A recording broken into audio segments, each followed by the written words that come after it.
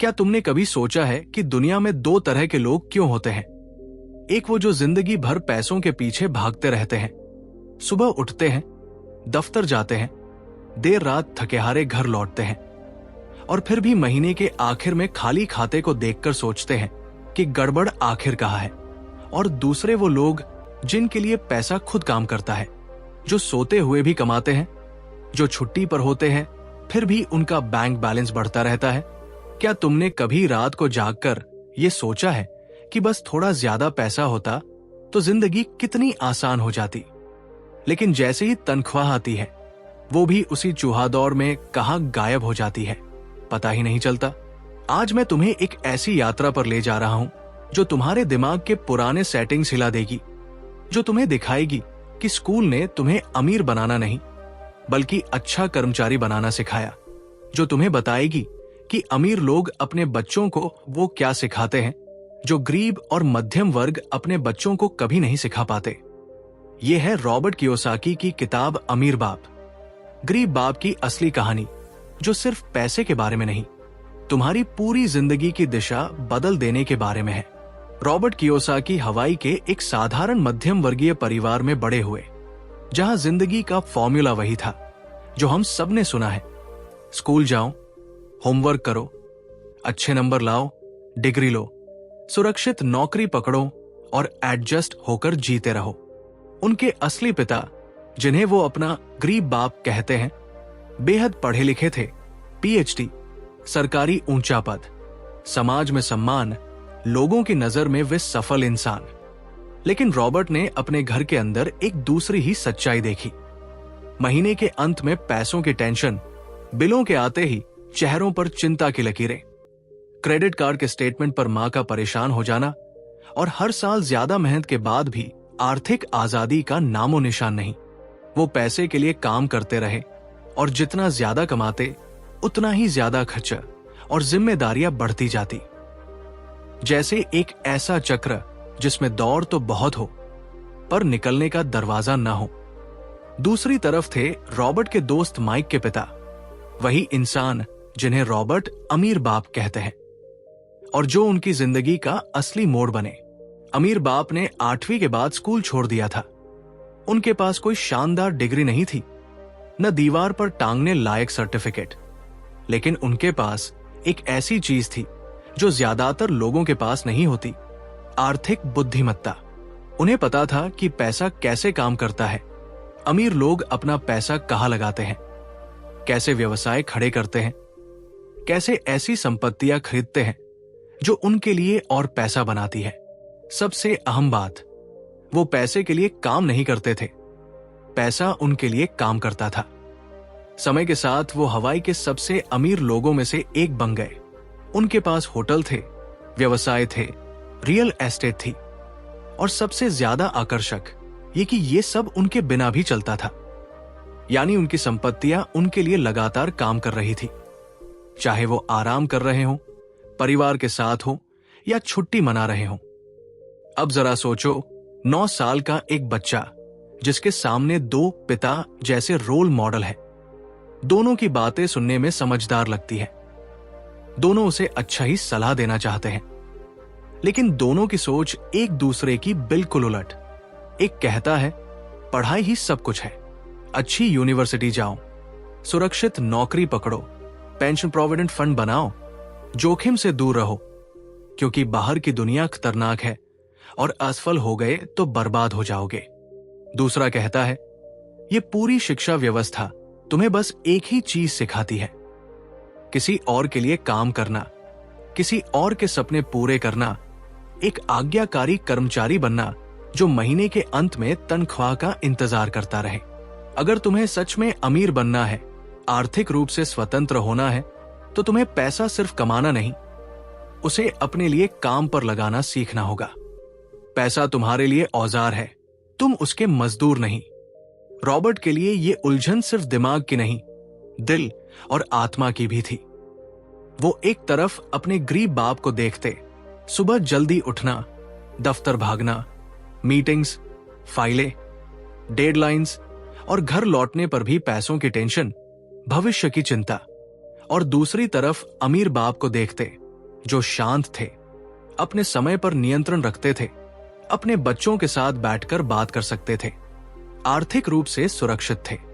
इसी खींचतान के बीच रॉबर्ट ने एक चुनाव किया। उन्होंने तय किया कि वो अमीर बाप से सीखेंगे। वो समझेंगे कि ये पैसे का खेल असल में कैसे खेला जाता है। 9 साल की उम्र में रॉबर्ट के अंदर अमीर बनने की चाहत जाग चुकी थी। वो और माइक सोचते रहते कि पैसा कैसे बनाया जाए।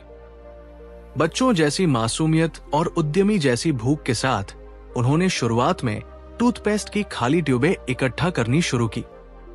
उन्हें लगा कि अंदर के धातु को पिघलाकर सिक्के बना लेंगे और फिर अपना पैसा बना सकेंगे। ये आइडिया तो स्वाभाविक रूप से फेल हुआ, लेकिन जब अमीर बाप को इसकी खबर लगी तो उन्होंने हंसकर टाल नहीं दिया, न उन्हें बेवकूफ कहा। उन्होंने इस कोशिश में वो आग देखी जो हर उद्यमी के अंदर होती है, और वहीं से असली सीख शुरू हुई। जब रॉबर्ट और माइक ने अमीर बाप से कहा कि हमें सिखाइए कैसे अमीर बनते हैं, तो उनका जवाब कोई लेक्चर नहीं था, बल्कि एक प्रयोग था। उन्होंने कहा, ठीक है, मेरी छोटी दुकान पर काम करो, मैं तुम्हें 10 सेंट प्रति घंटा दूंगा। ये मजदूरी इतनी कम थी कि प्रैक्टिकली कुछ भी नहीं, लेकिन दोनों दोस्त उत्साहित थे कि अब वो काम करेंगे और पैसा कमाएंगे। हर शनिवार 3 घंटे वो बोतलें साफ करते, शेल्फ सजाते, ग्राहकों की मदद करते। शुरू के 2 हफ्ते उन्हें अच्छा लगा, पर तीसरे हफ्ते आते आते रॉबर्ट के अंदर गुस्सा और निराशा भर गई।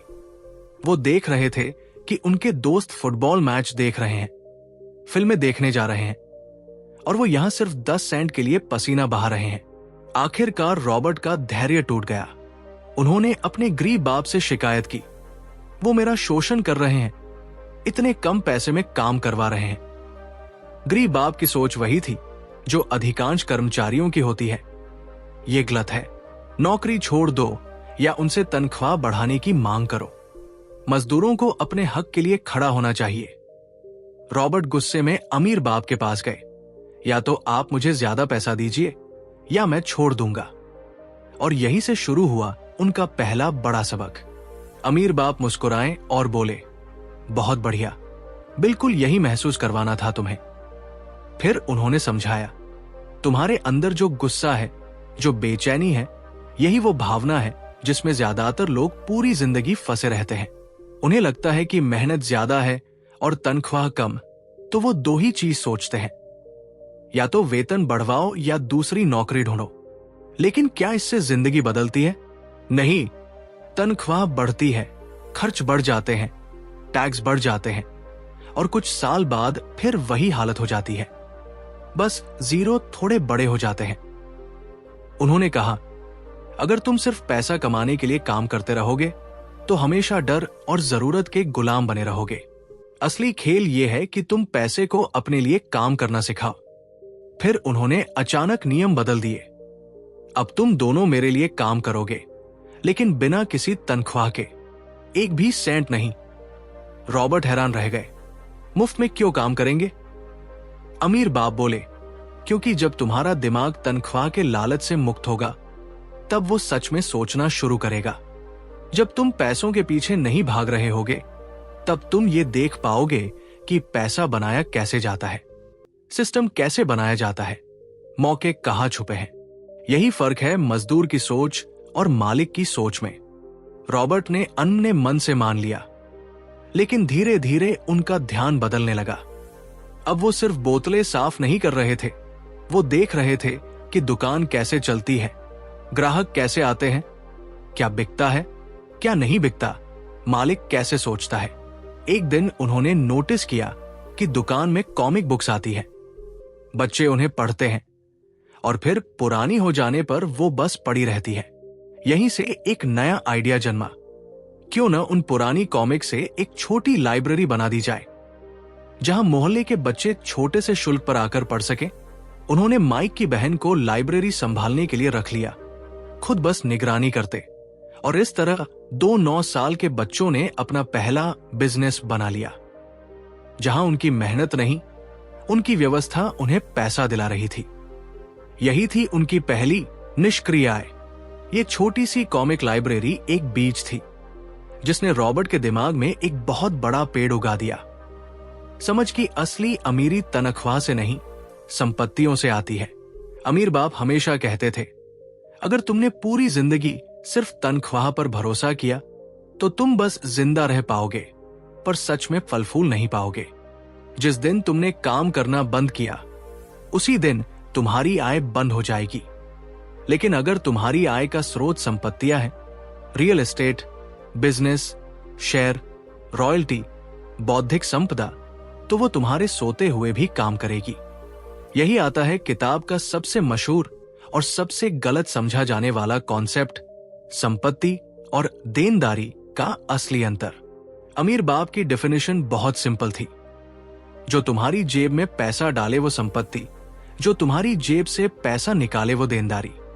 दुनिया कहती है अपना घर तुम्हारी सबसे बड़ी संपत्ति है, लेकिन अगर उस घर की ईएमआई, टैक्स और मेंटेनेंस तुम्हारी जेब से पैसा निकाल रहे हैं और वो तुम्हें कोई कैश फ्लो नहीं दे रहा, तो वो भावनात्मक रूप से भले अपना हो, आर्थिक रूप से वो देनदारी है। वही घर किराए पर देकर अगर तुम ईएमआई और बाकी खर्चों से ज्यादा पैसा कमा रहे हो तो अब वो संपत्ति है। यही फर्क कार, गैजेट, ब्रांडेड कपड़ों और दिखावे के खर्चों पर भी लागू होता है। जो सिर्फ दिखता अच्छा है पर पैसा नहीं बनाता, वो तुम्हें अमीर नहीं और गहरे कर्ज में ले जाता है। मध्यम वर्ग की सबसे बड़ी ट्रेजेडी यही है, वो अपनी तनख्वाह का बड़ा हिस्सा उन चीजों पर लगा देते हैं जो बाहर से एसेट लगती है पर अंदर से देनदारियां है। बड़ा घर जिसमें सिर्फ खुद रहते हैं, महंगी car, lifestyle loan, credit card की ईएमआई, और फिर सोचते हैं हम इतना कमा रहे हैं फिर भी पैसा क्यों नहीं बचता। दूसरी तरफ अमीर लोग पहले अपनी आय को संपत्तियों में लगाते हैं, बिजनेस, शेयर, रेंटल प्रॉपर्टीज, ऐसे सिस्टम जो पैसा बनाते हैं। और जब उन संपत्तियों से स्थायी आय आनी शुरू हो जाती है तब वो उन्हीं से अपनी विलासिताएं खरीदते हैं। उनके लिए फॉर्मूला है, पहले संपत्ति फिर दिखावा। रॉबर्ट ने अपने गरीब बाप की जिंदगी में एक पैटर्न देखा। वो हमेशा सोचते रहे कि जब तनख्वाह बढ़ जाएगी, जब प्रमोशन मिल जाएगा, तब आराम होगा। लेकिन हर बार तनख्वाह बढ़ी, जिम्मेदारियां और खर्च भी बढ़ गए। बड़ा घर, महंगी कार, बेहतर इलाका और बीच में टैक्स और महंगाई उनका हिस्सा खा जाते। परिणाम ये कि पूरी जिंदगी मेहनत के बाद भी वो आर्थिक रूप से स्वतंत्र नहीं हो पाए। रिटायरमेंट के बाद भी वो सरकार और पेंशन पर निर्भर रहे, क्योंकि उन्होंने कभी सचमुच की संपत्तियां नहीं बनाई थी। इसके उलट अमीर बाप कहते थे, पैसा बचाने से ज्यादा जरूरी है पैसा बढ़ाना। अगर तुमने सिर्फ सेविंग में पैसा रखा, मुद्रास्फीति धीरे धीरे तुम्हारी ताकत खा जाएगी। अगर तुमने पैसा उस घर में लगा दिया जिसमें तुम ही रहते हो और उससे कोई कैश फ्लो नहीं आता, तो वो भावनात्मक सिक्योरिटी तो देगा पर आर्थिक आजादी नहीं। लेकिन वही पैसा अगर तुमने किसी बिजनेस, किराए की प्रॉपर्टी या प्रोडक्टिव एसेट में लगाया, तो वो तुम्हारे लिए नई आय की धाराएं बनाएगा। जब ऐसी कई धाराएं बन जाती हैं, तभी असली आर्थिक स्वतंत्रता शुरू होती है। अमीर बाप बार बार एक बात दोहराते थे, आर्थिक शिक्षा सबसे जरूरी शिक्षा है और वही स्कूलों में नहीं सिखाई जाती। स्कूल तुम्हें इतिहास, विज्ञान, गणित, भाषा सब सिखाते हैं, लेकिन ये नहीं सिखाते कि टैक्स कैसे काम करता है, कैश फ्लो क्या होता है, निवेश कैसे चुने जाते हैं, बिजनेस कैसे बनता है, घाटा और मुनाफा कैसे पढ़ते हैं। क्योंकि सिस्टम का लक्ष्य है अच्छे कर्मचारी बनाना, सिस्टम चलाने वाले नहीं। आर्थिक बुद्धिमत्ता के 4 स्तंभ उन्होंने रॉबर्ट को सिखाए, लेखांकन, नंबरों की भाषा, निवेश, पैसे को काम पर लगाना, बाजार की समझ, मांग, आपूर्ति, अर्थव्यवस्था, ट्रेंड्स और कानून, टैक्स, कॉर्पोरेट स्ट्रक्चर, सुरक्षा। अमीर लोग इन चारों पर निवेश करते हैं, गरीब और मध्यम वर्ग इन्हें कठिन कहकर नजरअंदाज कर देते हैं और फिर जिंदगी भर उसी सिस्टम के गुलाम बने रहते हैं जिसे ये 4 चीजें चलाती हैं। रॉबर्ट ने यह भी नोटिस किया कि जब मध्यम वर्ग को थोड़े अतिरिक्त पैसे मिलते हैं, बोनस, वेतन वृद्धि, लॉटरी, विरासत, तो पहला सवाल होता है, अब क्या खरीदूं? नई कार, नया फोन, नया टीवी, नई छुट्टी। वही अमीर लोग पूछते हैं, अब क्या खरीदूं जो मेरे लिए और पैसा बनाए? यानी कौन सा शेयर, कौन सी प्रॉपर्टी, कौन सा बिजनेस, कौन सा एसेट। यही सोच का अंतर पूरी जिंदगी का रिजल्ट बदल देता है। एक तरफ तुरंत सुख की आदत, दूसरी तरफ दीर्घकालिक स्वतंत्रता की योजना। अमीर बाप ने रॉबर्ट को एक बेहद सरल पर जिंदगी बदल देने वाला नियम दिया। सबसे पहले खुद को भुगतान करो। इसका मतलब यह नहीं कि सबसे पहले शॉपिंग करो। इसका मतलब यह है कि जैसे ही तुम्हें आय मिलती है, सबसे पहले उसका एक हिस्सा अपने भविष्य के लिए, अपने एसेट्स के लिए अलग रखो, चाहे वो निवेश हो, कौशल की पढ़ाई हो या नया बिजनेस सीखना हो। ज्यादातर लोग उल्टा करते हैं, पहले किराया, बिल, किराना, ईएमआई, और अगर कुछ बच जाए तो बचत या निवेश। नतीजा, लगभग कभी कुछ बचता ही नहीं। अमीर बाप कहते थे, अगर तुम पहले ही अपने लिए पैसा अलग रख दोगे तो बाकी बची रकम तुम्हें मजबूर करेगी कि तुम अपने खर्चों में अनुशासन लाओ, क्रिएटिव हो और अतिरिक्त आय के नए रास्ते ढूंढो। यही मजबूरी आगे चलकर तुम्हारी ताकत बनती है। भावनाओं का खेल भी यहां बहुत बड़ा है। ज्यादातर लोग या तो डर से चलाए जाते हैं या लालच से। डर उन्हें मजबूर करता है नौकरी से चिपके रहने के लिए, बिलों, किराए, बच्चों की फीस, परिवार के खर्च का डर। और जैसे ही तनख्वाह मिलती है, लालच जगता है, ये भी खरीद ले, वो भी ले ले, थोड़ा एंजॉय तो करना ही चाहिए। और फिर महीने के अंत में फिर वही डर लौट आता है। ये डर लालच का चक्र ही रैट रेस है। अमीर बाप सिखाते हैं, डर और लालच को मारना नहीं, पहचानना सीखो। उन्हें देखो पर उनके गुलाम मत बनो। निर्णय दिमाग से लो, भावनाओं से नहीं। रॉबर्ट ने यह भी समझा कि शिक्षित होना और बुद्धिमान होना दो अलग बातें हैं। उनके गरीब बाप के पास डिग्रियां थी पर आर्थिक बुद्धिमत्ता नहीं थी। अमीर बाप के पास डिग्रियां नहीं थी लेकिन पैसे की दुनिया का व्यावहारिक ज्ञान था। असली सवाल यह नहीं है कि तुमने कितनी किताबें रट ली, सवाल यह है कि तुम कितना समझते हो, कितना लागू कर सकते हो और कितनी तेजी से सीखते रहते हो। अमीर बाप कहते थे, असली रिस्क नौकरी छोड़ने में नहीं, सीखना बंद करने में है। दुनिया बदल रही है, टेक्नोलॉजी बदल रही है, मौके हर दिन नए हैं। अगर तुम वही रुके रहोगे तो पीछे छूट जाओगे। यही वजह है कि उन्होंने रॉबर्ट को युवावस्था में पैसे के लिए नहीं, कौशल के लिए काम करना सिखाया। उन्होंने कहा, सेल्स सीखो, कम्युनिकेशन सीखो, नेतृत्व सीखो, अकाउंटिंग समझो, मार्केटिंग और ह्यूमन साइकोलॉजी समझो। ये स्किल्स तुम्हें हर बिजनेस और हर करियर में आगे ले जाएंगी। रॉबर्ट ने मरीन कॉर्प्स में जाकर लीडरशिप सीखी। जेरोक्स में सेल्स की नौकरी की, जहां शुरुआत में उन्हें लोगों से बात करने में डर लगता था, लेकिन उन्होंने खुद को ट्रेन किया क्योंकि उन्हें पता था ये स्किल्स मुझे आगे जाकर बिजनेस और निवेश में काम आएंगे। समय के साथ उन्होंने अपने बिजनेस शुरू किए, रियल एस्टेट में निवेश किया, संपत्तियां बनाई और अंततः आर्थिक रूप से स्वतंत्र हो गए। अब वो काम इसीलिए नहीं करते कि बिल भरने हैं, बल्कि इसलिए करते हैं कि उन्हें सिखाना पसंद है। लोगों की आर्थिक सोच बदलना उनका जुनून है। अमीर बाप, गरीब बाप इसी जुनून का नतीजा है। एक सिस्टम के खिलाफ सवाल और एक नई सोच का आमंत्रण। अब सबसे बड़ा सवाल तुम्हारे लिए, तुम ये सब अपनी जिंदगी में कैसे लागू करोगे? शुरुआत कहां से होगी? पहला कदम है मानसिकता बदलना। ये मानना बंद करो कि सिर्फ नौकरी ही जीवन का लक्ष्य है। सोचना शुरू करो, मैं कौन सी ऐसी चीज बना सकता हूं जो मेरे लिए कैश फ्लो बनाए? मैं कौन सी स्किल सीख सकता हूं जो मुझे एसेट्स बनाने में मदद करे? दूसरी बात, आर्थिक शिक्षा लो, किताबें पढ़ो, सही कंटेंट सुनो, फालतू मनोरंजन की जगह थोड़ी देर रोज पैसे की समझ को दो। तीसरा, छोटा सही पर शुरू करो। एक छोटा निवेश, एक साइड प्रोजेक्ट, एक नया कौशल, एक छोटा सा एसेट, कुछ भी, लेकिन आज से। चौथा, असफलता से डरना बंद करो।